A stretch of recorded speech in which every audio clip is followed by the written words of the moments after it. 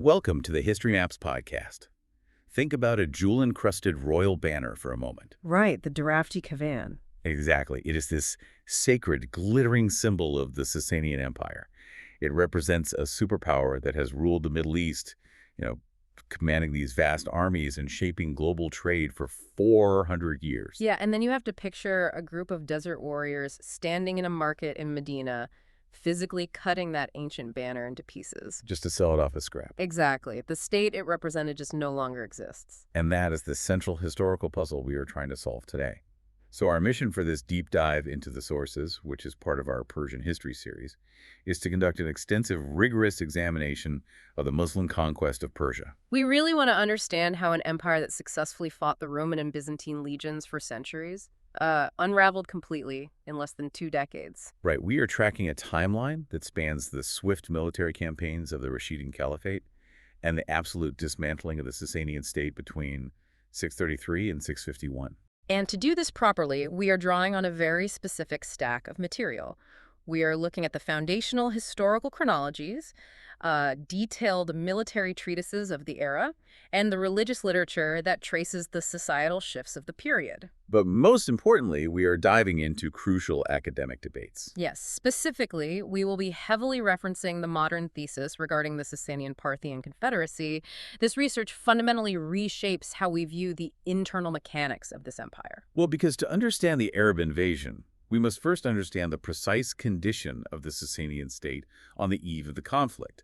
I mean, before a single sword is swung by the forces of the Rashidun Caliphate, we need to look at the structural integrity of the Persian war machine. Exactly. For a long time, my understanding, and I think the general assumption for most of you listening, was that the Sasanian Empire was a highly centralized, absolute monarchy. Right, the traditional historical view. Yeah, often referred to as the Christensen perspective.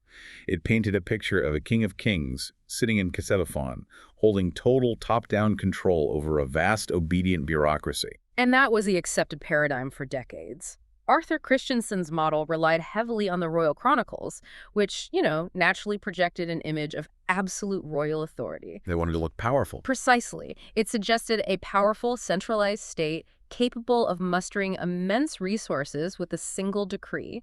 But the sources we are looking at today introduce Parvana Porshariati's thesis, which challenges that paradigm entirely. How does she challenge it? Well, by examining provincial administrative seals and local numismatic evidence, so where coins were actually being minted and by whom, her research indicates that the empire was not a centralized autocracy at all. Right. Instead, it operated as a decentralized Sasanian Parthian confederacy. Okay, let's unpack this, because this fundamentally changes the board.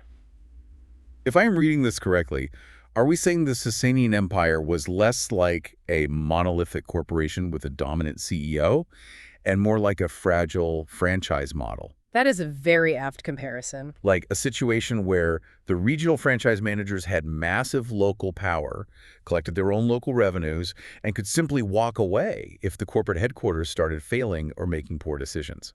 What is highly notable here is that the franchise analogy captures the dynamic perfectly. The sources highlight that powerful Parthian dynastic families, specifically lineages like the Ispaburan, the Karen, and the Mihren, held massive regional autonomy. So they weren't just employees of the state. Not at all. They controlled vast swaths of territory in the north and the east. They did not function merely as appointed governors who could be fired by the king. They were hereditary lords. They functioned as supreme regional rulers with their own economic bases. So the King of Kings wasn't paying for a massive standing army directly out of his own pocket. Precisely. And that is the fatal flaw in the system. These regional families provided the military backbone of the empire. Right. The Sasanian king relied heavily on their private armies to wage his major wars. This meant royal authority was always a negotiation.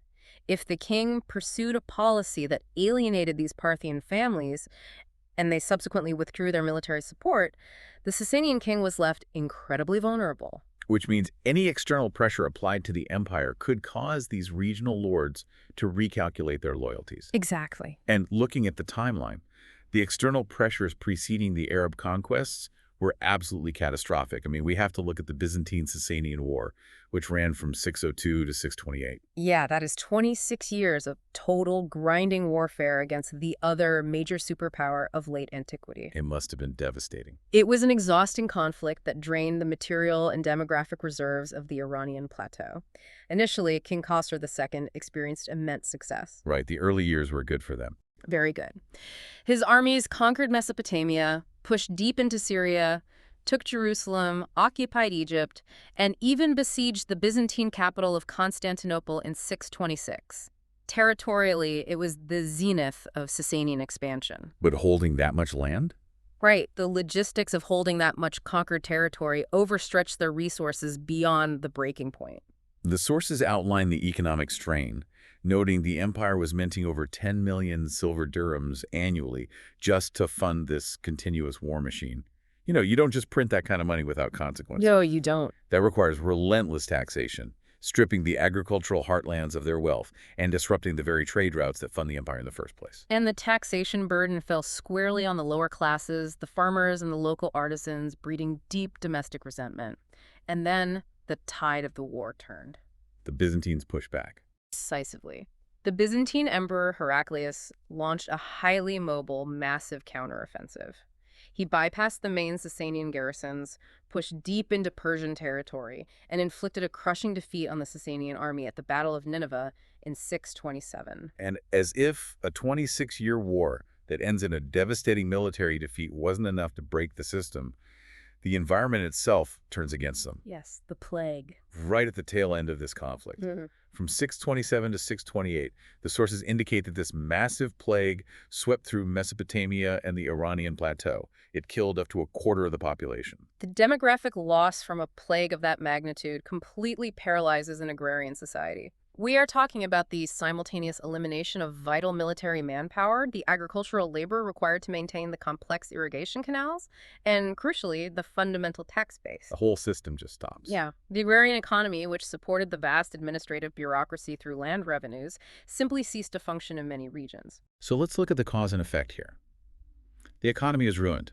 The farmlands are empty. The military is exhausted from a 26-year war.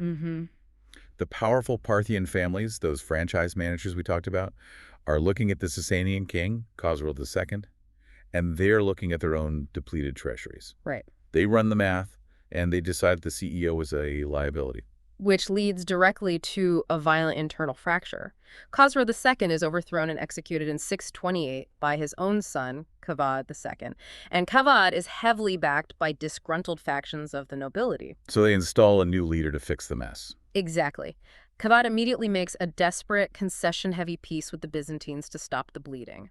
But the stability is a complete illusion. Because he dies. Right. Kavad dies shortly after taking the throne, quite possibly from the very plague ravaging his empire, and the state plunges into what historians call the Sasanian interregnum. The interregnum. The sources describe a period of absolute cannibalistic chaos.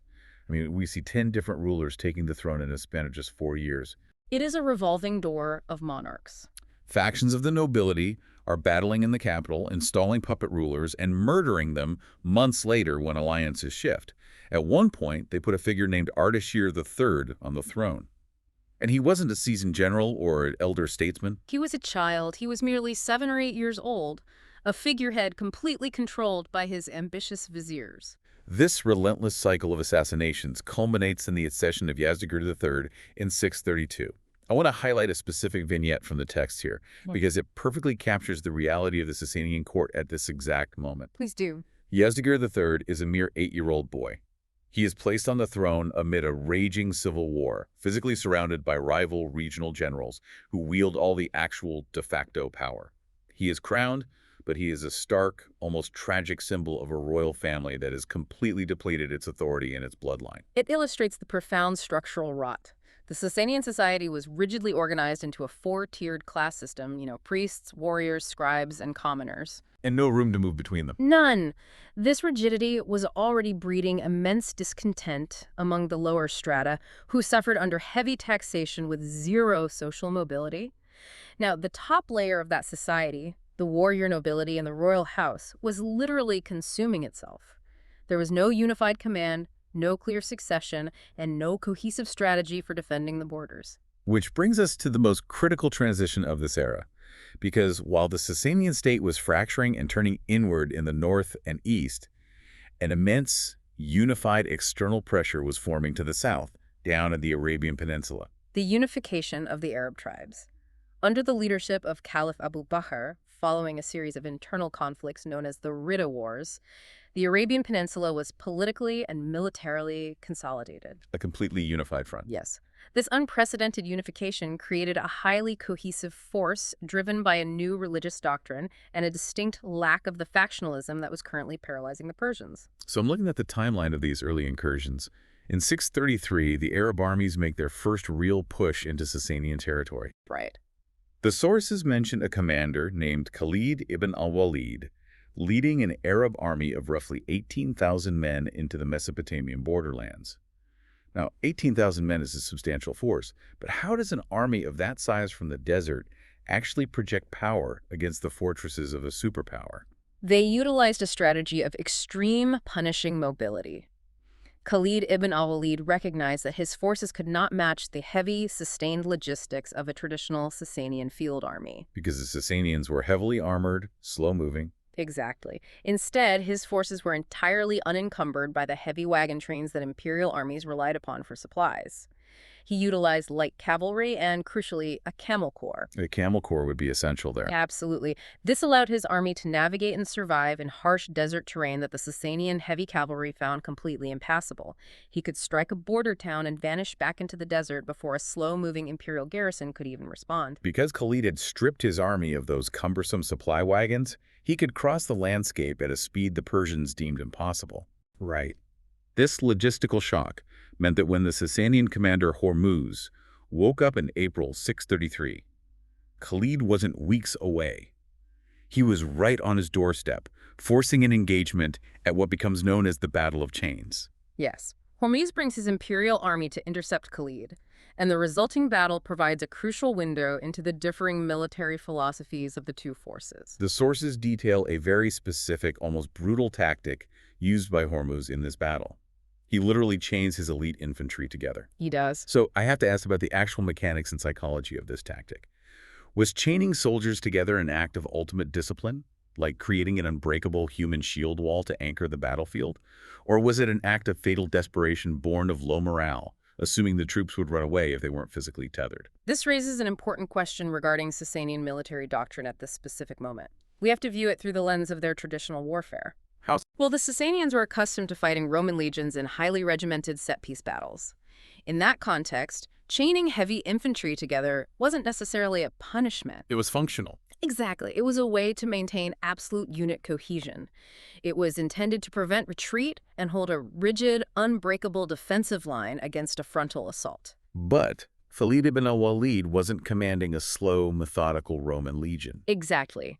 Against a highly mobile Arab light cavalry, deploying a rigid static line was a fundamental error. It completely eliminated tactical flexibility. They were stuck. Completely. The chained infantry could not pivot, they could not reposition to meet a flanking maneuver, and if one section of the line fell, the men attached to them were literally dragged down into the chaos. Khalid recognized this immediately. The sources also point out that Khalid understood the psychological component of command. I mean, before the main lines even clashed, he called out prominent Sasanian nobles to single combat. Yes, the duels. He actually engaged Hormuz in a duel and killed the Sasanian commander before the battle had fully commenced. Which instantly shatters the morale of the entire Sasanian command structure. Without their general, the rigid battle plan just falls apart. Khalid's light cavalry outflanked the chained infantry. And once they got around the sides. Right. Once the line was breached on the sides, the Sasanian soldiers were trapped by their own tethers. It became a one-sided defeat. The victory at the Battle of Chains opened the route for deeper, more aggressive incursions into the rich agricultural lands of Mesopotamia. But the narrative here isn't just a continuous, uninterrupted Arab march to victory. I mean, the Sasanian military apparatus, even deeply wounded, was massive. It was a machine. The Arab forces faced a severe reality check a year later, in November 634, at a confrontation known as the Battle of the Bridge. The Sasanian Empire finally mounts a coordinated counterattack. Caliph Umar, who had succeeded Abu Bakr in Medina, sent a commander named Abu Ubaid to lead the Arab forces. And they run into the Sasanians. Yes, they met a Sasanian army under the command of Bahman Jadhuri near a pontoon bridge spanning the Euphrates River. And this time, the Sasanians bring a weapon system. The Arabs had very little experience countering, which was war elephants. I really want to emphasize the physical reality of a war elephant on an ancient battlefield. The psychological and physical impact cannot be overstated. These animals are massive, armored, and highly trained to inflict casualties. Furthermore, horses that have never encountered elephants before are utterly terrified by their unfamiliar scent and their sheer size. The sources describe a horrific scene unfolding. As the Arab cavalry attempts to advance across the bridge, their horses panic and refuse to charge the elephant line. The animals just wouldn't do it. The Arab formation breaks down into chaos. In a desperate attempt to rally his men, the Arab commander, Abu Ubaid, attempts a heroic but fundamentally flawed maneuver. He attacks a prominent white elephant directly, but he is knocked down and literally crushed to death beneath the animal. And with their supreme commander dead, absolute panic sets in across the Arab ranks. And in a disastrous tactical error, elements of the Arab force, attempting to force their retreating comrades to turn back and fight to the death, sever the very bridge over the Euphrates they had used to cross. Which, instead of inspiring a last stand, it just creates a trap. A deadly trap. They are pinned against the riverbank by the advancing Sasanian heavy cavalry and the elephants. The casualty numbers are catastrophic. We're talking up to 4,000 Arabs killed. Yes, either killed by the Sasanian weapons or drowned attempting to swim across the Euphrates in heavy armor. It is a decisive, undeniable Sasanian victory. So if we connect this to the bigger picture, the Battle of the Bridge reveals a crucial underlying truth about the Sasanian state. Their military machine, when properly arrayed, commanded effectively, and utilizing its heavy assets, was still incredibly lethal. Absolutely. They had the tactical capability to halt the Arab advance. So the obvious question for you listening is, why didn't they?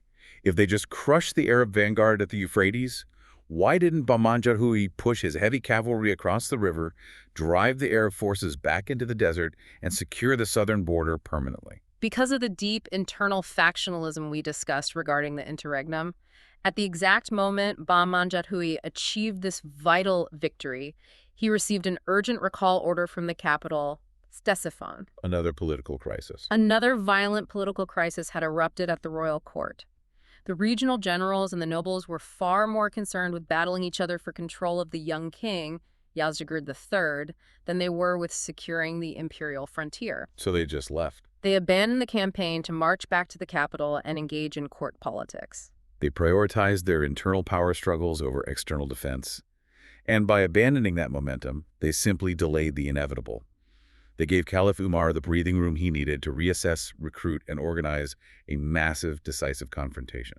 And this strategic pause sets the stage for one of the most significant military engagements in history, the Battle of Al-Qadisiyah. Qadisiyah is the definitive turning point, isn't it? It is the crucible where the Sasanian hold on the rich province of Mesopotamia is permanently broken. Okay, we are now in November 6, 36.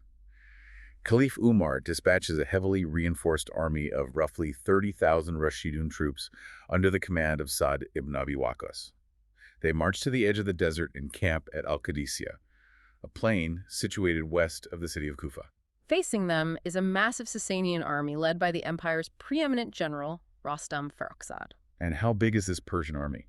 Well, the sources diverge wildly on the exact numbers for the Sasanian army. Some medieval historical texts claim upwards of 100,000 men. However, modern logistical analyses favor a number closer to 30,000 to 50,000. Still a huge force. Regardless of the exact headcount, they were a formidable, heavily armored force, complete with lines of war elephants and chained elite infantry reserves. What stands out in the sources is the prolonged buildup to this battle. I mean, they don't just march onto the field and clash. The two armies sit encamped, watching each other across the plain for roughly 3 months. A long standoff. During this time, Caliph Umar is remotely issuing strategic orders from Medina. He instructs his commander, Sa'd, to send a series of emissaries into the Sasanian camp to meet directly with Rostam and King Yazdegerd III. The emissaries presented a clear ultimatum: convert to Islam, surrender and pay the jizya tribute tax, or face war.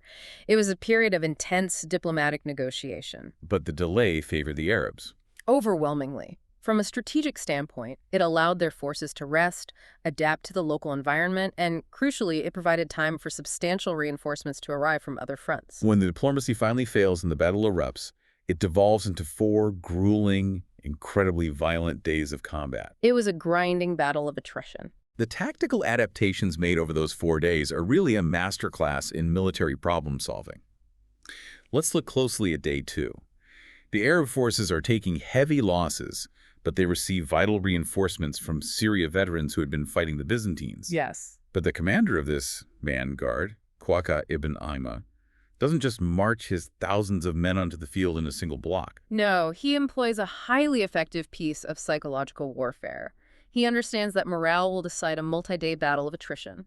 He divides his advancing reinforcements into dozens of small, distinct groups. And spaces them out. He instructs them to approach the battlefield one after the other, spacing them out so they arrive in continuous intervals throughout the entire day. He is deliberately creating the optical illusion of endless numbers. Exactly. I mean, imagine standing in the Sasanian ranks, exhausted from a day of fighting, looking across the dusty plain.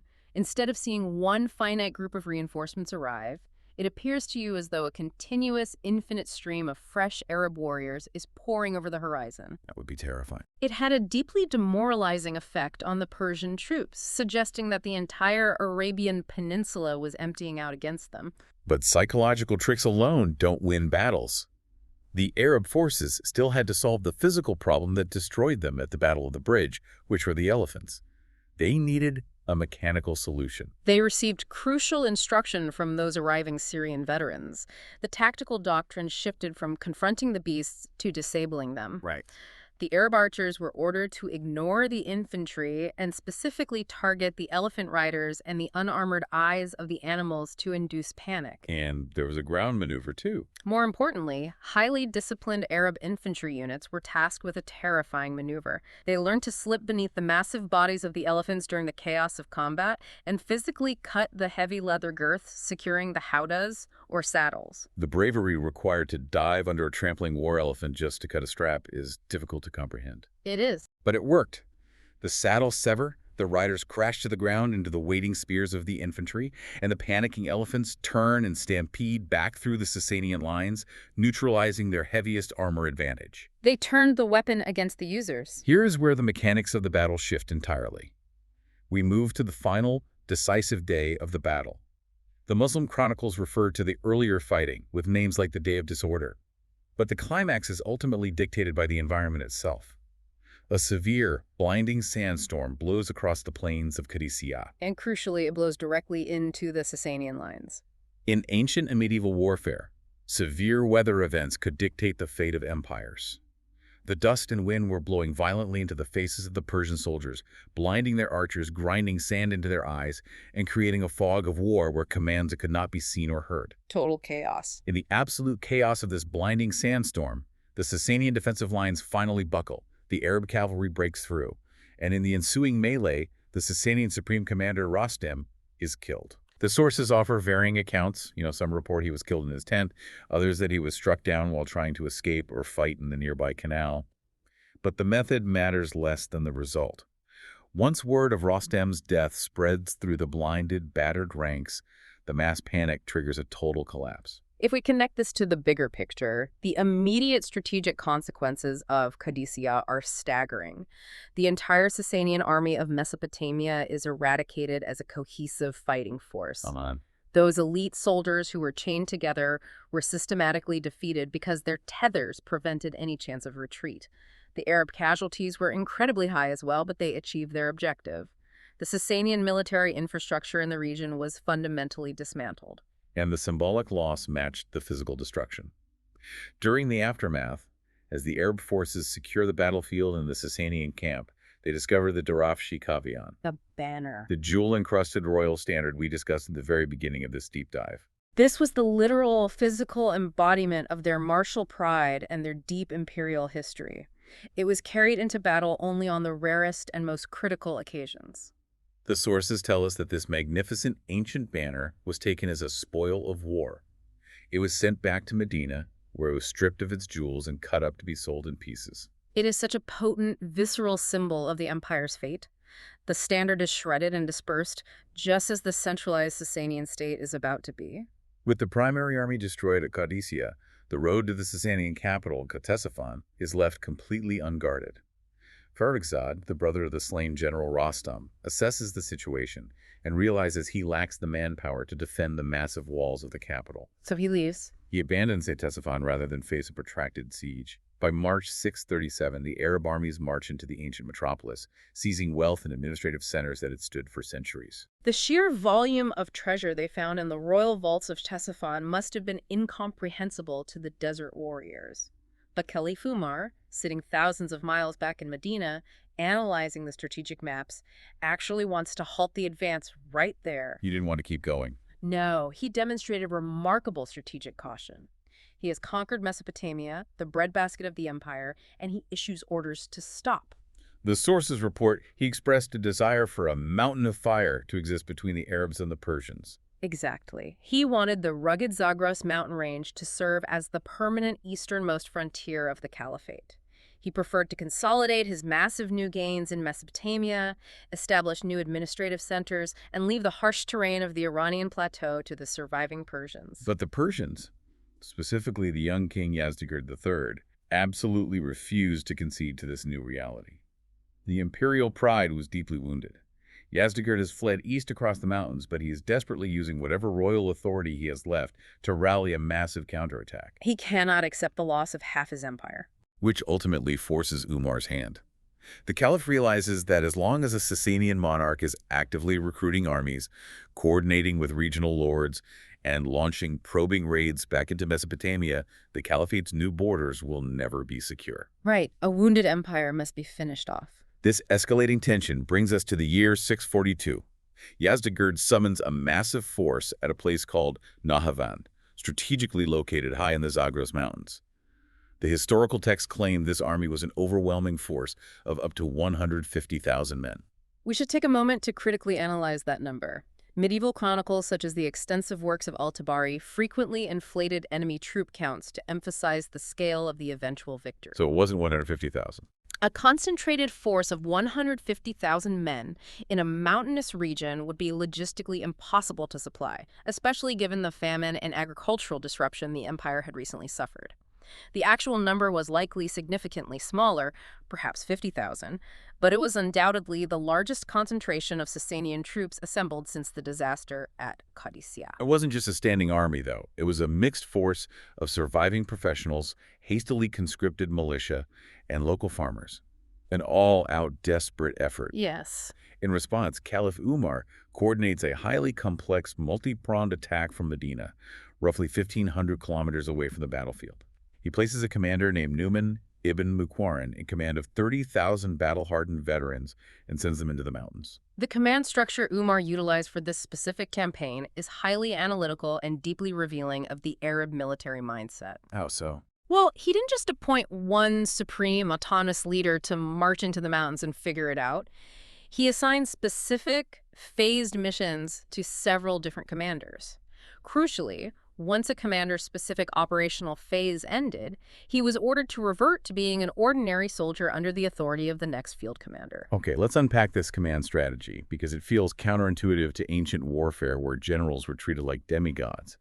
Was this constant rotation of generals back to regular soldiers a deliberate, calculated strategy by Umar to prevent the exact kind of warlordism and factionalism that was currently destroying the Sasanians from the inside out? That is an excellent insight into Umar's administration. Yes, absolutely. Umar was actively managing the psychology of his military leadership.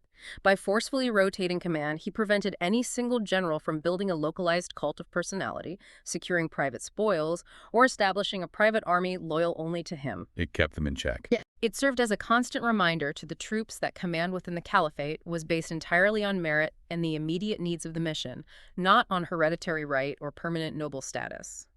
It fostered a fiercely loyal, central, unified command structure driven by religious zeal and strict obedience to Medina. It presents a stark, almost painful contrast to the Sasanian camp, where the noble families were constantly withholding troops, bickering over precedence or fighting for dominance, even as the enemy approached. Exactly. The Arid command was unified, the Sasanian command was fractured by design. So the two armies finally meet at Nahavan. The Sasanian commander, Firzan, intimately knows the local terrain. He correctly identifies that the Arab light cavalry needs open space to maneuver, so he refuses to give it to them. A smart move. He entrenches his heavy forces defensively in the hills, heavily fortifying his camp, and refuses to come down into the cramped valleys. For 2 solid days, it is a tense, bloody standoff with only minor skirmishing. Firuzan was fighting a highly intelligent, disciplined battle. He knew his heavy cavalry and infantry required specific set-piece conditions to be effective, and he was using the terrain to dictate the terms of engagement.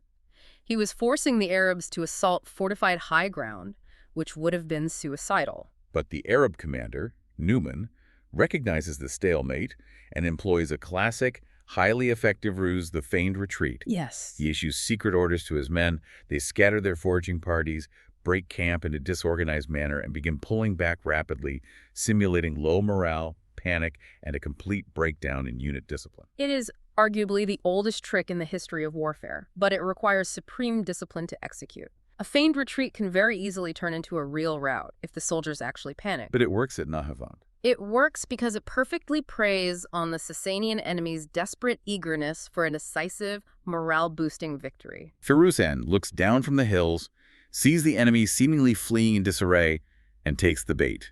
He orders his entrenched army to break their defensive lines, leave the high ground, and pursue the Arabs down into the valley to crush them. They abandon their advantage. But once the massive Sasanian force is fully committed and cramped into the narrow, broken terrain of the valley, unable to maneuver their heavy cavalry or form proper shield walls, Numan springs the trap. He halts the retreat. The ambush. Concealed Arab cavalry units emerge from the flanks and close the jaws around the Sasanian lines. The resulting close-quarters combat was incredibly brutal. The terrain worked against the numbers of the Persians. The sources note that Numan himself was struck by an arrow and killed in the desperate melee. But the command structure held. Exactly. Because of Umar's rigid command structure, his army maintained its discipline and simply shifted to the next commander without pausing. Firuzan, the Sasanian commander, was also killed as the lines collapsed. The Sasanian field army was completely encircled within the valley and permanently obliterated. The Rashidun Caliphate understood the gravity of what happened in that valley. They labeled the Battle of Nahavand the Victory of Victories, or Faithul Fucha. They gave it that title because they recognized it wasn't merely a localized tactical win, it was the strategic end of the war. Nahavand definitively dismantled the last cohesive, centrally organized Sasanian field army. No more big set-piece battles. Right. There would be no more massive counterattacks. From this point forward, the Arab forces faced only localized, disjointed resistance from individual city-states or regional lords as they systematically advanced into central Iran and beyond. Which means the nature of our narrative shifts. We must pivot our focus from the military destruction of the empire to the political remnants. The grand army is gone, the ancient capital is gone. So what happens to the King of Kings? Yazdegerd III. Yazdegerd III is now a monarch without a country, embarking on an endless, desperate, and ultimately tragic retreat across the geography of his former empire. Yazdegerd flees further and further east, heading towards the distant province of Khorasan, near the borders of modern-day Afghanistan and Central Asia. What was his plan? His grand, overarching strategy is to buy time, seeking a military alliance with the powerful Turkic Khaganates, or even petitioning the Tang dynasty in China to send an army to help him forcefully reclaim his throne. But his interpersonal behavior during this long flight is truly baffling. The sources depict a man completely detached from the new political reality. He was in denial. He travels with a massive, burdensome retinue of courtiers, musicians, and cooks. He maintains an incredibly arrogant demeanor, demanding absolute subservience and levying massive taxes from the local regional governors, the margraves, despite the glaring fact that he has no army, no imperial treasury, and no real authority to protect them. He is a man trapped by his own ideology. He is operating under the rigid assumption that the divine right of the Sasanian kingship still holds absolute weight. He is completely ignoring the pragmatic reality that his power rested entirely on the heavy armies that had just been destroyed at Qadisiyah and Nahavand. There is a specific dispute detailed in the chronicles that highlights this delusion perfectly. Yazdegerd arrives in the eastern province of Khorasan and immediately clashes with the local Khorasani nobility. Yes, the local leaders. These nobles assess the advancing Arab armies and the depleted state of the king, practically. They urge Yazdegerd to swallow his pride and negotiate a peace treaty with the Arabs. They were being realistic. They argue quite rationally that submitting to a foreign enemy and paying a tax in their own land, where they might retain some of their local estates and influence, is infinitely better than fighting a suicidal war or abandoning their ancestral homeland entirely to become refugees. It is a purely pragmatic, survivalist assessment by the local elite. They are reading the geopolitical winds. They are trying to survive an inevitable regime change and secure their own positions within whatever administration comes next. But Yazdegerd absolutely refuses. He rebuffs their advice, insults their loyalty, and demands they raise a new army for him. This raises an important question, and it brings us back full circle to the Parthian families we discussed at the very beginning of this deep dive. The historical irony playing out in Khorasan is profound. How so? Well, the powerful dynastic families of the north and east, the Ispabuhan, the Karen, the Conringian, these are the descendants of the very families who deliberately withdrew their support from his grandfather, Khosrow II. Right, they let the initial invasion happen. Exactly. They allowed the Arab invasion to gain a foothold in the west by refusing to send troops. Now they look at Yazdegerd III demanding their wealth, and they see him not as a sovereign to be protected, but as a severe magnetic liability. Let's bring back that franchise analogy. The corporate headquarters in Ctesiphon has burned to the ground. The CEO shows up at a regional franchise out east wearing a torn, dusty suit, and he is still demanding his 10% royalty fee from the local manager, while the people who burned down the headquarters are marching down the street. It is no wonder they recalculate their loyalty. Precisely. They run the math. The northern and eastern families, governing the regions known as Kusti Khorasan and Kusti Azerbaijan, realize that financially and militarily supporting Yazdegerd simply means drawing the wrath of the Arab armies directly to their own doorsteps, guaranteeing the loss of their own lands. So they bypass the king entirely. They begin secretly making separate, localized peace treaties directly with the advancing Arab commanders. They prioritize their regional survival and their wealth over the survival of the Sasanian dynasty. And this cold, pragmatic betrayal leads directly to the death of an empire. In 651, Yazdegerd III is murdered. He doesn't fall in a glorious last stand on a battlefield. No. He's killed by a lowly local miller while hiding near the city of Mihr. The historical sources strongly suggest this murder was not a random robbery. It was directly instigated by the local Margraves, a regional governor named Mahui. Moy wanted him gone. Mahu recognized that as long as Yazdegerd was alive and present in his territory, the Arab armies would eventually attack Mihr. Eliminating the king was a calculated political transaction to secure a better treaty for himself. And with the ignominious death of Yazdegerd in that mill in Mihr, the 4-century-old Sasanian dynasty, a lineage that had rivaled Rome, is definitively and violently extinguished. So what does this all mean? The royal family is dead. The central army is destroyed. The capital is occupied. But millions of Persians, a vast, highly complex, deeply ancient society, still remain living on the plateau. Yes, the people are still there. How did society physically, economically, and culturally function the day after the conquest? Because the Arab armies didn't just pack up their loot and return to the desert. No, they faced a massive administrative challenge. They had to pivot immediately from being a highly mobile army of conquest to a stationary administration of occupation. And their initial strategy for governing this vast new territory was one of deliberate physical separation. They kept apart. The Arabs established entirely new garrison towns known as Amsar, such as the famous cities of Kufa and Basra in Mesopotamia. They didn't integrate right away. They didn't just move into the empty Sasanian palaces in the existing cities. No, they avoided the established non-Muslim urban centers. The strategic goal was to keep the Arab troops isolated from the local Persian population. Why isolate them? This served multiple purposes. It maintained strict military discipline, provided central hubs to distribute the spoils of war evenly, and most importantly, it was designed to prevent the relatively small number of Arab conquerors from assimilating into the deeply rooted, dominant Persian culture too quickly. But they still had to govern the millions of people living outside those garrison towns. The sources outline a very specific legal framework for how the local populations were incorporated into the caliphate, and it generally came down to two types of conquest. Conquest by treaty, known in Arabic as sulh, versus conquest by force, known as enhalatin. Understanding this legal distinction is vital for understanding the social fabric of the next several centuries of Iranian history. How did they differ?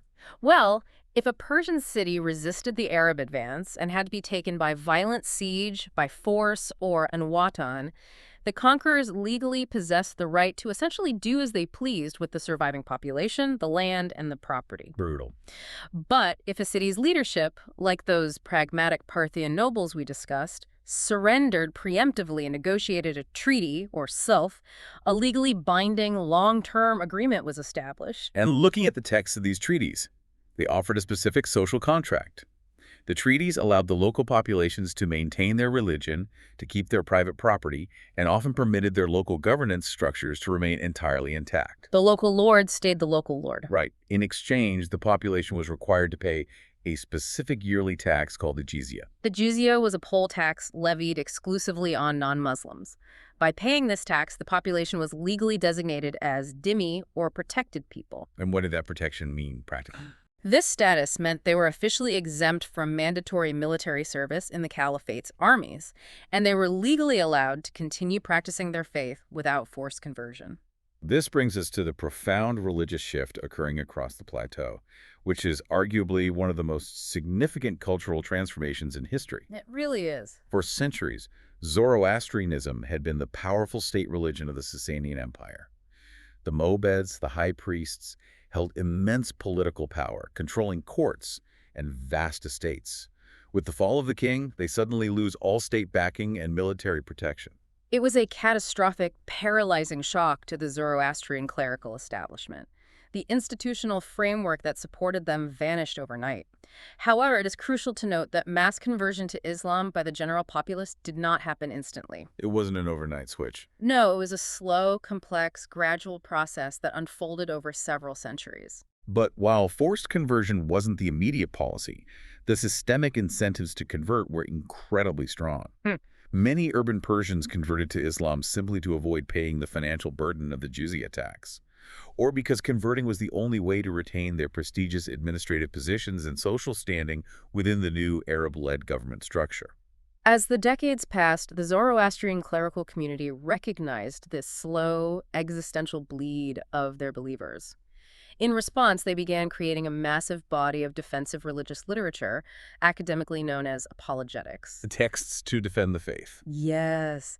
Dense philosophical books like the Denkard and the Shikan-Gamani Vizar were written in the difficult centuries following the conquest. Their primary purpose was to meticulously explain the complex Mazdaean doctrine, to forcefully answer the new theological challenges posed by Islamic scholars, and to provide rigid spiritual instruction to adults who were increasingly tempted by conversion or religious indifference. They were desperately trying to build an intellectual fortress to protect their faith now that the physical fortress of the empire was gone. But I want to push back a bit on the social dynamics of this religious shift. We talked earlier about how the Sasanian society was rigidly stratified into 4 inescapable castes, and how the commoners were impoverished by crushing taxes and endless war. Right. Did the arrival of Islam, with its initial religious messaging of spiritual equality, actually act as a pressure release valve for those impoverished Persian commoners? Did they welcome the change? It absolutely did for many. For the vast population in the lowest strata of Sasanian society, Islam offered a powerful message of spiritual equality before God that directly challenged the rigid, hereditary castes enforced by the Zoroastrian state. So it offered them a way up. It provided a new theoretical pathway for social mobility and respect that had previously been locked away behind bloodlines. It is one of the reasons Islam eventually took such deep root. But the sources make it clear that this didn't immediately create a harmonious, egalitarian utopia. Far from it. As the new Muslim empire consolidated its power and administration over the decades, deep ethnic tensions flared violently. Because the Arabs were in charge. The Arab conquerors essentially became the new exclusive elite. They became the ruling class, holding all the military commands and the highest political power. This led to immense, simmering resentment among the Persians. I can see why. You had a population that possessed a much older, highly sophisticated civilization, suddenly finding themselves treated socially and economically as second-class citizens, legally categorized as mawali, which essentially meant they were subordinate clients attached to Arab And tribes. the Persians don't just quietly accept this subordinate status. I mean, Hmm. they are a proud people. They begin pushing back aggressively. But because they lack a central army, they don't push back with swords. They push back with culture. Yes. This intellectual resistance leads to what the sources identify as the Shubiya movement. The Shubya movement is a very notable, complex cultural phenomenon. The word itself derives from a specific Quranic verse demanding mutual respect among different peoples, or shu. Who is leading this movement? The movement was primarily driven by the highly educated Persian scribes, scholars, and lower-level officials working within the new Islamic administration. They were writing treatises and poetry, arguing for the absolute equality, and in many cases boldly arguing for the outright superiority of Persian literature, complex history, and administrative culture compared to the nomadic traditions of the Arab conquerors. The historical sources recount biting satirical poetry written by young Persian scribes explicitly mocking the Arab elite. They boasted about the grand, continent-spanning policies of ancient Sasanian kings like Ardashir and Khosrow, elevating the richness of Persian heritage in direct defiance of Arab political dominance. It was a movement of profound intellectual self-assertion in the face of conquest. They were essentially saying, you may have defeated our armies and conquered our land, but our culture, our language, and our minds are superior. And we see this resistance play out linguistically as well. The native tongue, Middle Persian or Pahlavi, doesn't simply die out under Arab rule, it evolves. It adapts. It absorbs a massive amount of Arabic vocabulary for religious and technical terms, and it adopts the Arabic script, fundamentally transforming into New Persian. It was a highly effective synthesis. The Persian language survived not by remaining rigidly static, but by adapting to the new reality. And structurally, the leadership of the caliphate quickly realized they desperately needed Persian expertise. The Arab conquerors had produced brilliant, incredibly successful military leaders, but they did not possess the generational experience required to run a vast, highly complex, agrarian, bureaucratic empire spanning millions of square miles. So instead of inventing a new system from scratch, the caliphate essentially copy-pasted the existing Sasanian administration. That is exactly what happened. The Arabs retained the Sasanian division of provinces, they utilized the ancient district systems, and they adopted the highly efficient Persian tax collection methods. And the people running it. The Persian administrators, the direct descendants of the ancient Dikwans or landed nobility, became the indispensable bureaucratic engine of the new Islamic caliphate. Which is the ultimate irony, because that Persian bureaucratic engine ultimately shapes the Islamic Golden Age. Persian scholars, brilliant scientists, and renowned poets become the primary driving intellectual force of the Abbasid Caliphate in the centuries that follow the conquest. The Sasanian political entity was utterly destroyed at battles like Qadisiyah and Nahavand, but the Persian administrative and cultural software was essentially extracted and installed directly into the hardware of the expanding Islamic Empire. Okay, we've covered massive ground today. We've explored the collapse of a 400-year empire, mapped out huge battles decided by war elephants and blinding sandstorms, and traced a profound cultural rebirth. But I want to leave you with a final concept to mull over as we wrap up this deep dive. What if the total catastrophic destruction of the Sasanian central state was the exact necessary catalyst required to preserve the actual soul of Persian culture? Because think about it. The inflexible, highly hierarchical royal court we described, which was arguably suffocating its own people with endless taxes and rigid castes, was completely wiped out. Because that oppressive top layer was removed, Persian identity was forced to survive not in insulated royal palaces, but in the minds of decentralized scholars, brilliant poets, and pragmatic local administrators. By decisively losing their empire and their king, they integrated into the caliphate from the bottom up. They ultimately conquered their military conquerors culturally, ensuring that Persian identity, language, and thought survived intact into the modern era, a monumental feat of endurance that many other conquered nations of antiquity completely failed to achieve. The diagnosis of the Sasanian collapse wasn't just the terminal death of a state, it was a brutal, necessary structural transplant that allowed the culture itself to live on. Thank you for listening. History Maps. Learn history visually.